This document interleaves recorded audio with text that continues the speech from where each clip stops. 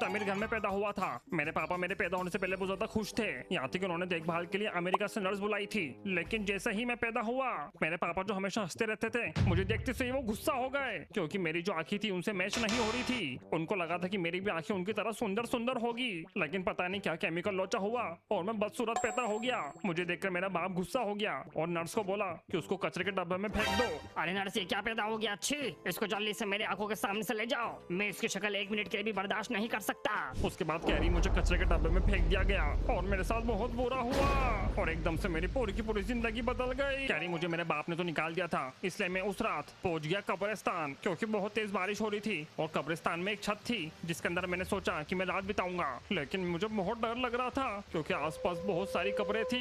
फिर मुझे बहुत ज्यादा नींद आने लगी तो कब्र के अंदर एक बेड लगा था तो मैं उसके अंदर जाके सो गया। फिर कैरी मैंने पूरी रात उस कब्र में उस कंकाल के साथ बिताई। लिटरली मैंने 2 बार अपना बिस्तर गीला कर दिया था डर के मारे। फिर उसके बाद सुबह होते से मैं भागा फटाफट से। फिर उसके बाद मैं पहुंच गया एक अनजान सी विलेज में जहाँ पर मैं किसी को नहीं जानता था। कैरी उस गाँव के अंदर मुझे भीख तक मांगनी पड़ गई थी क्योंकि मैं पिछले 2 दिन से भूखा था। पहले तो मुझे कोई भीख नहीं दे रहा था, सब लोग बस मेरी शक्ल देख के मुझे इग्नोर करके मेरे सामने से जा रहे थे। फिर मैंने गाना गाना चालू किया अपनी दुखी कहानी का। घर जला है मेरा, क्या बिगड़ा तेरा, मुझे तो मेरे बाप ने छोड़ दिया।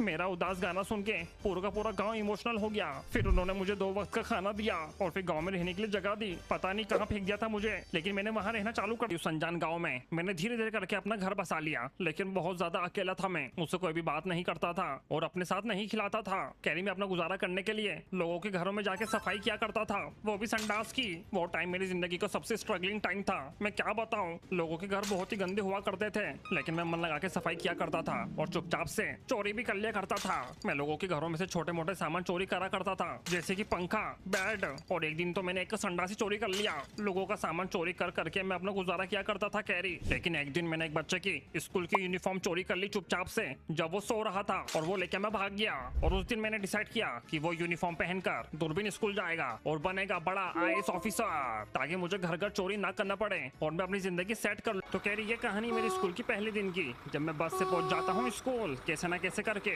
मुझे लगा था कि स्कूल जाने के बाद मैं बहुत बड़ा आदमी बन जाऊंगा। मैंने ठान लिया था कि मैं मन लगा के पढ़ाई करूंगा, लेकिन पहले दिन ही मेरी पिटाई कर दी गई। स्कूल के पुलिस ने मुझे बहुत मारा क्योंकि उनको मेरी शक्ल पसंद नहीं आई। और फिर मेरी धुलाई करने के बाद मेरी किताबें संडास के अंदर फेंक दी, यहाँ तक कि मेरा स्कूल बैग भी फेंक दिया। लेकिन उसके बाद मैं जैसे ही क्लास के अंदर पहुंचता हूँ, टीचर मेरे पे गुस्सा हो जाती है। कहाँ थे तुम और तुम्हारे में से बदबू क्यों आ रही है? मैं उनको बताता हूँ कि पुलिस ने मुझे मारा और मेरी किताबें संडास में फेंक दी, पर वो टीचर पता नहीं क्यों मेरे पे यकीन नहीं करती और मुझे मार मार के भगा देती है। मैं चुपचाप से क्लास छोड़ के चले जाता हूँ और मैं खुद को कोसता हूँ कि मैंने पैदा होकर गलती क्यों कर दी। लेकिन तभी मुझे आवाज आती है कि बचाओ बचाओ। तभी मैं देखता हूँ कि एक लड़की क्लासरूम के अंदर बंद हो चुकी है। मैं उसकी हेल्प करता हूँ और उसको बाहर निकाल लेता हूँ। थैंक यू, तुम कौन हो? मैं उसकी आंखों में देखता हूँ और मैं दीवाना हो जाता हूँ पहली बार में ही। और वो लड़की भी मुझसे इंप्रेस हो जाती है क्योंकि मैं उसकी मदद करता हूँ। फिर उसके बाद कैरी मैं वो लड़की के साथ टाइम स्पेंड करने लग जाता हूँ। उस टाइम मुझे लग रहा था कि मेरी जिंदगी में सब कुछ धीरे धीरे अच्छा होने लगा है, लेकिन तभी उधर टीचर टपक पड़ती है और मेरे पे झूठा इल्जाम लगा देती है कि मैं लड़कियां छेड़ रहा हूँ। अच्छा, पढ़ाई लिखाई के समय छोड़ी बता रहा है, रुक अभी प्रिंसिपल को भड़का के आती हूँ और तेरे को स्कूल से बाहर निकालती हूँ। उसके बाद मुझे वो स्कूल से जाना पड़ता है और कोई मेरा सपोर्ट नहीं करता।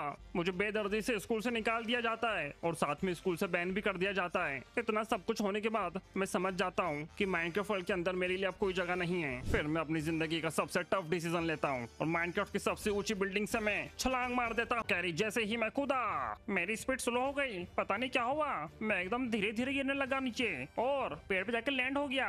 मैं सोच में था कि मेरे साथ ऐसा क्यों हुआ, क्या मेरे अंदर कोई नेचुरल पावर है। मैं 2 मिनट के लिए खुद को सुपरमैन समझने लगा, लेकिन तभी मेरे सामने प्रकट हो जाते हैं माइनक्राफ्ट के भगवान नॉच। उन्होंने ही मेरी जान बचाई थी। मेरे पे स्लो पोशन मारकर मैं उनके सामने अपना सर झुकाता हूँ और वो मुझे अपने साथ एक गुफा में ले जाते हैं। गुफा में ले जाने के बाद नॉच भगवान ने सबसे पहले मेरे चेहरे की प्लास्टिक सर्जरी करी और मुझे नया चेहरा दिया, जिसकी वजह से मेरी आंखें सही हो गई और मेरे चेहरे पे जो दाग धब्बे थे वो भी खत्म हो गए। उसके बाद नॉच भगवान ने मेरे सर के ऊपर एक मशीन लगाई, जिसकी मदद से उन्होंने मेरे दिमाग की कोडिंग कर दी। नॉच भगवान ने कोडिंग कर मुझे 2 पावर दी, एक तो बहुत ज्यादा दूर देखने की और सबसे ज्यादा सोचने की, जिसकी वजह से मैं बन गया माइनक्राफ्ट हिस्ट्री का सबसे स्मार्टेस्ट विलेजर। उसके बाद नॉच भगवान ने मुझे एक जगह के कोऑर्डिनेट्स दिए और मुझसे बोला, जा दूरबीन, यहाँ तो खुशी खुशी रह पाएगा, जाके इस बंदे से मिल, तेरी जिंदगी बदल देगा ये, और कभी भी मुसीबत में हो तो मुझे याद करना। मैंने वो नॉच भगवान की बात सुनी और उनकी बात सुन के मैं चले गया उनके दिए हुए वो कोऑर्डिनेट्स पर। यार दूरबीन जल्दी से बता।